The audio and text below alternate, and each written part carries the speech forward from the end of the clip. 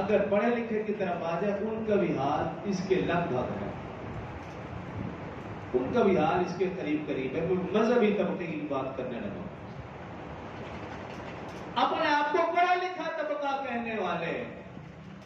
عالم کہنے والے، انہوں نے بھی لکھا ہے بعض، اب ان کے لیے برا لفظ تو میں نہیں کہہ سکتا، بغیر ہے تو عالم ہی،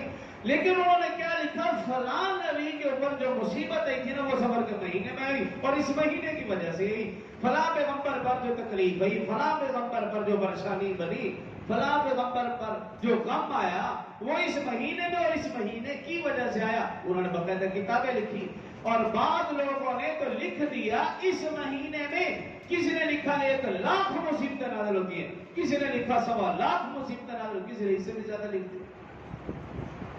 اور بعض لوگوں نے لکھ دیا بھئی اس مہینے میں آفات و بلیات مصیبتیں تو نازل ہوتی ہیں، لیکن اس سے بچنے کے لیے لکھا بھئی فلاں فلاں وظیفہ کرو،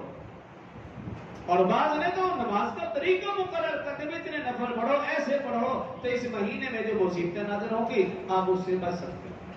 یہ پڑھے لکھے طبقے کا بھی یہ ہے۔ تو میں نے اس لیے شروع میں عرض کی کہ زمانے جاہلیت میں جو اس مہینے کے حوالے سے باتیں تھیں، رسومات تھیں، برائیاں تھیں، غلط عقائد اور نظریات تھے، آج بھی تقریباً وہی چیز ہمارے ماحول معاشرے کے اندر پائی جاتی ہے۔ تو جاہل لوگ کو جو مرضی کریں، لیکن پڑھا لکھا طبقہ جب اس طرف آتا ہے تو پھر دکھ ہوتا ہے۔